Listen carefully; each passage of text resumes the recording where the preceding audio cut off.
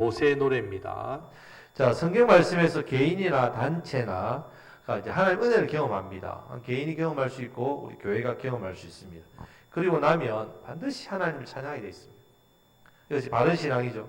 그래서 하나님을 찬양하는 그런 것들, 성경 말씀에 이런 부분이 너무 많습니다. 성경 말씀에 개인이나 단체가 하나님의 이 은혜를 경험하나서 하나님을 찬양하는 노래나 신령한 시를 많이 짓습니다. 예를 들어서 사무엘상 2장에서는 한나가 아들 사무엘 얻고 나서 하나님께 뭐 합니까?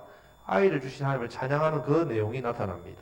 사사기 5장에서는 이 여선지 드보라가 바락과 함께 온 이스라엘 백성이 하나님의 싸우심을 보고 찬양했습니다. 자, 오늘 본문에서도 제일 먼저 나오는 것은 웅장한 찬양 모세의 노래입니다. 놀라운 것은 이 노래가 우리가 예수님 재림하신 그때 마지막 부르는 찬송의 모델이 됩니다. 그래서 계시록 요한계시록 15장에 보면요, 하나님 백성이 불붙는 유리 바다에 서서 모세의 노래와 어린 양의 노래를 부릅니다. 자, 지금 홍해 바다고 주님 재림하실 때는 어떤 바다라고요? 불바다. 그리고 유리바다 같은 그것을 부른단 말이에요. 자, 오늘 말씀은 그 당시 이스라엘 백성이 애굽에 대한 승리, 그 승리를 찬양하는 노래이기도 하지만 이것은 말세를 살아가는 우리에게 있어 동일하게 우리가 하나님의 은혜로 세상 이깁니다. 그러면 우리가 어떻게 해요? 찬양하는 이 노래의 모형입니다. 모형. 우리도 이 구원의 하나님을 찬양해야 됩니다. 자, 1절 말씀을 다 같이 읽겠습니다. 이때에 모세와 이스라엘 자손이 이 노래로 여호와께 노래하니 일렀으되 내가 여호와를 찬송하리니 그는 높고 영화로우시며 말과 그 탄자를 바다에 던지셨음이로다. 아멘. 자, 여기서 이때가 언제냐? 자, 하나님께서 모세와 이스라엘 백성들에게 말씀을 주십니다. 어떤 말씀을 주시냐면 홍해 바다로가에 비아히롯 거기에 갇혀 있는 곳, 거기에 있으라 하신 말씀 주고 앞에는 뭐가 있다고요? 홍해가 있고 뒤에는 바로의 군대가 쫓아오고 갇혀 있는 그것이 너희들 치러 올 것이다 이 말씀을 주셨죠. 그때 하나님께서 애국 군대들과 싸우겠다. 그리고 이 싸움에서 이김으로 하나님께서 뭘 받으시겠다 했습니까? 영광을 받으시겠다. 이 말씀을 하신 그때. 네. 그런데 자, 하나님께서 말씀은 그대로 다 되었습니다. 애굽의 군대가 특별히 600성이다. 아주 이끌고 와서 이스라엘 노예도 삼겠다고 그렇게 추격해 왔습니다. 그런데 이스라엘 백성들이 말씀만 믿고 있으면 되는데 어떻게 합니까?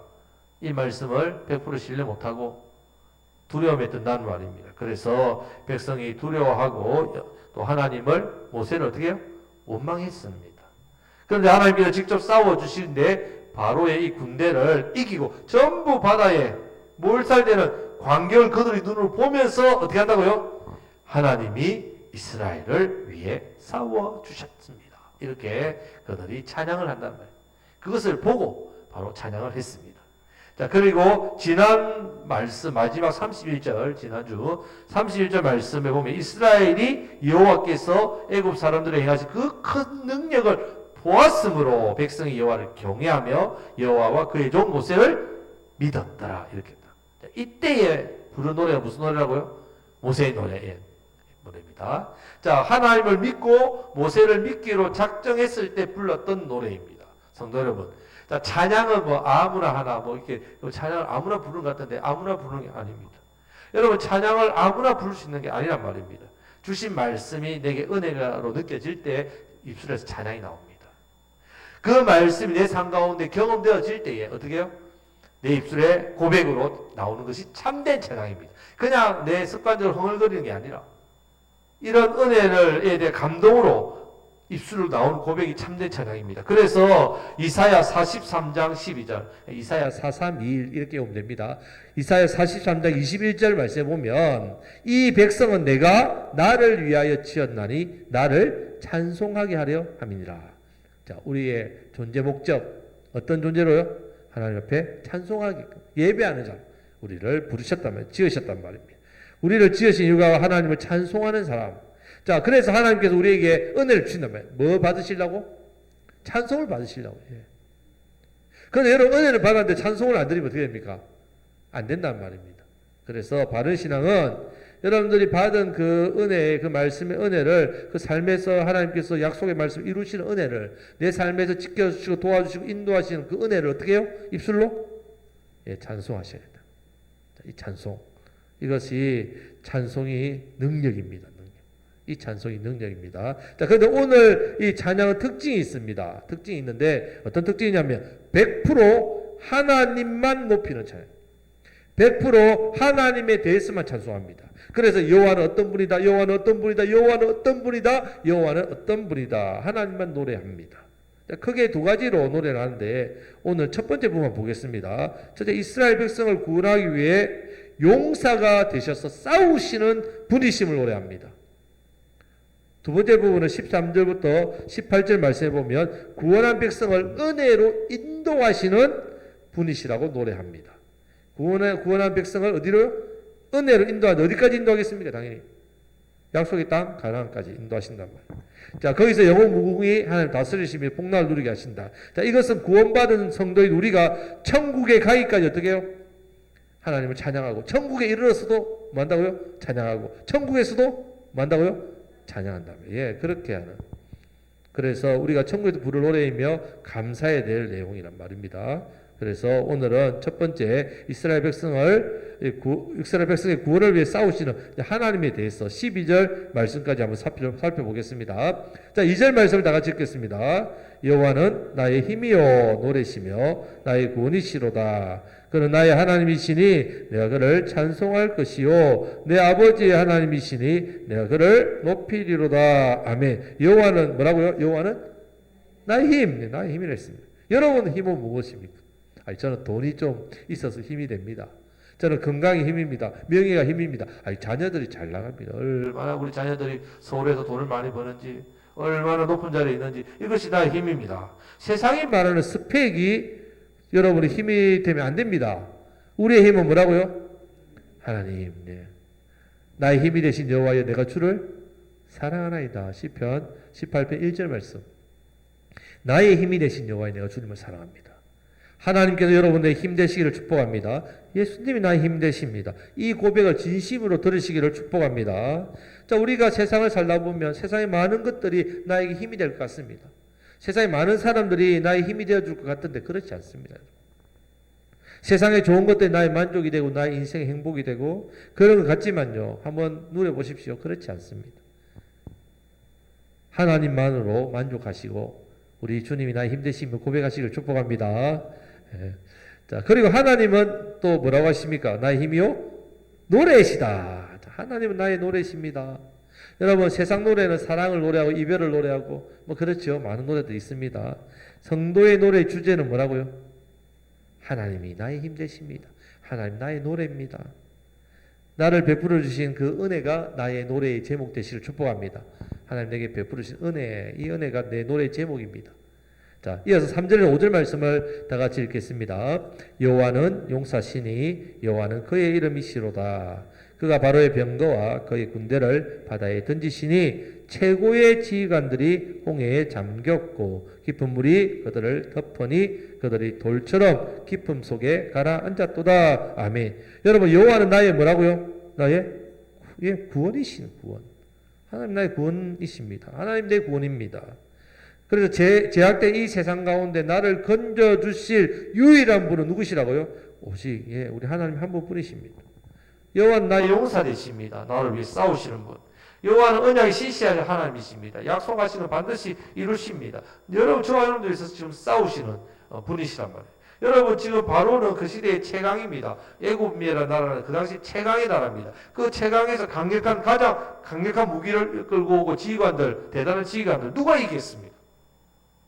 누가 이기냐 말입니다. 하나님 빼면요, 당연히 이 세상의 최강 군대인 이 애국 군대가 이긴단 말입니다. 그런데 여러분, 하나님을 빼면 이기지만 하나님께서 계시니까 누가 대신 싸워주신다고요? 하나님 싸우시니까 누가 이깁니까? 이스라엘이 이긴단 말이에요. 자, 성도들, 저와 여러분들이 승리하는 이유는 여기에 있습니다. 내가 싸우면 백전 백패. 내가 싸우면. 그런데 하나님께서 나를 대신해서 싸우시면 백전 백성. 당연합니다. 믿음으로 하나님께서 저와 여러분들 싸우심을 보시고 의지하시고 나아가시길 축복합니다. 이건 믿음으로 되는 일이란 말이에요. 믿음은 어떻게 해서 잘합니까? 말씀밖에 없다. 오직 말씀을 듣고 순종할 때 믿음이 자랍니다. 말씀 신앙이라 했습니다. 우리 교회는 말씀 신앙입니다. 말씀 신앙. 그냥 교회에 왔다 갔다 봉사한다고 신앙생활 하는 게 아닙니다.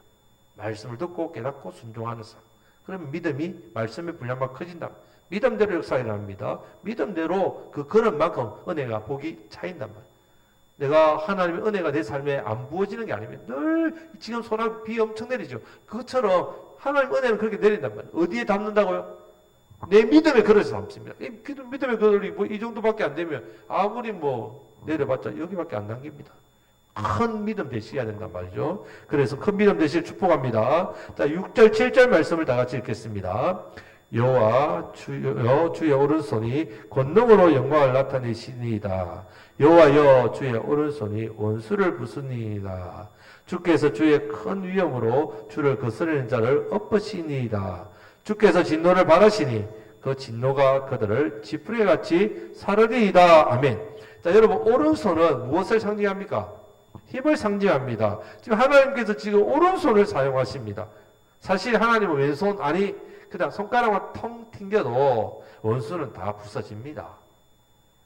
이미 주의 큰 위엄만으로도 그냥 위엄만 딱 서 있기만 하셔도 거스린 자가 다 어떻게 됐습니까? 다 엎어진다 했습니다. 지푸라기 같이 살아오게 된다 했습니다. 진노만 바래도. 그런데 왜 오른손을 사용하시겠습니까? 왜 오른손 사용할 필요가 없습니다. 그냥 하나님 계시기만 합니다. 자, 오른손을 왜 사용하시는가는 누구를 위해서? 이스라엘 백성들을 위해서 그렇게 표현하시는 겁니다. 가장 강력한 힘으로 확실하게 너희들을 지켜주겠다는 그 하나님의 약속을 보여주십니다. 이것을 또 고백하게 하도록 하기 위해서. 자, 이렇게 되면 애국 군대가 어떻게 되느냐? 8절 말씀에 나옵니다. 다 같이 읽겠습니다. 주의 콧김에 물이 쌓이되 파도가 언덕같이 일어섰고 큰 물이 바다 가운데 엉키나이다. 아멘. 네, 여기서 콧김은 콧바람 아니에요. 콧바람을 말하죠. 그냥 하나님의 구원과 능력은 권능은 콧바람만으로 다 됩니다. 그냥 콧바람만으로 홍해 바다가 기둥같이 액체가 고체처럼 기둥 씁니다. 그렇게 다 있다는 말입니다. 여러분 하나님은요 하나님의 권능을 잘 사용하지 않습니다. 하나님은.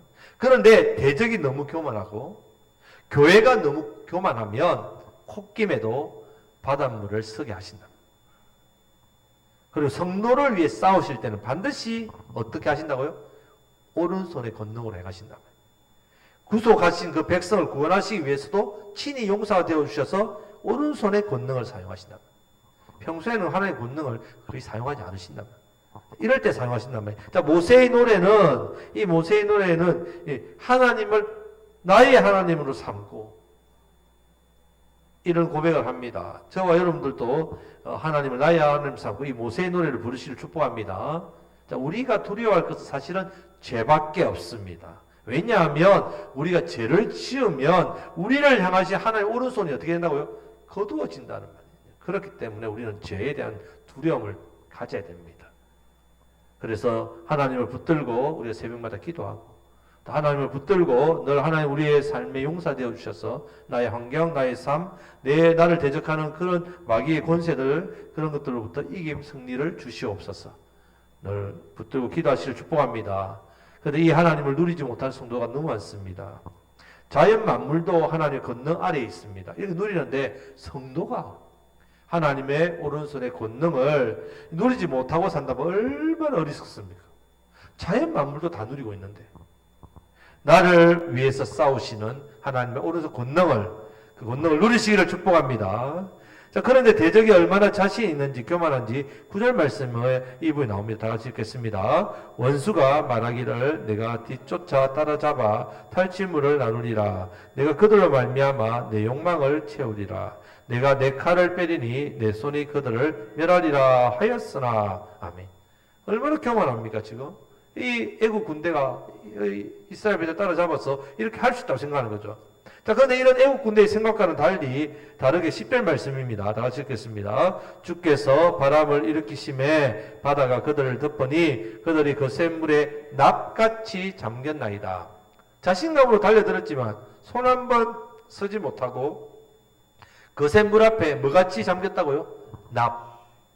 납은요, 제가 공대 출신이라서 납은 금속 중에서 비중이 큽니다. 무겁습니다. 그러니까 같은 비중이라는 것은 같은 크기의 모양의 크기에서 무게가 많이 나가는 것을 말합니다. 납이 무겁다면 납덩이가 무겁습니다.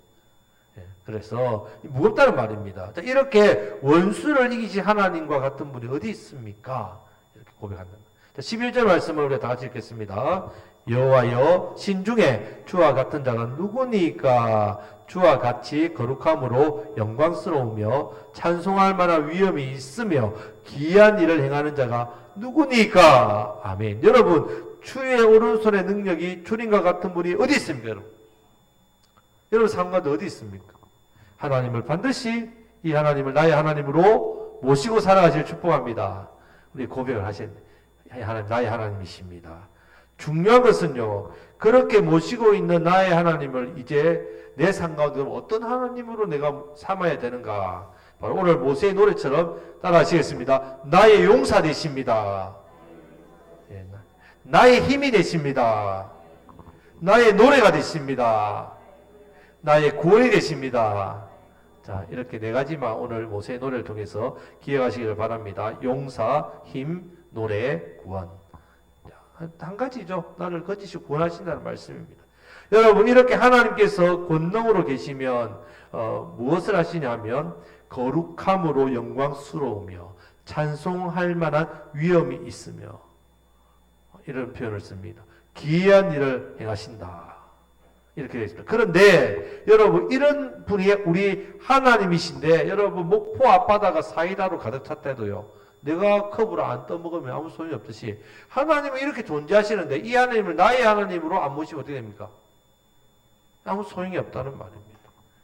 나의 하나님으로 내가 누리지 못한다면 아무 소용이 없다는 말입니다. 그래서 이 노래가 저와 여러분들의 노래 되시기를 축복합니다.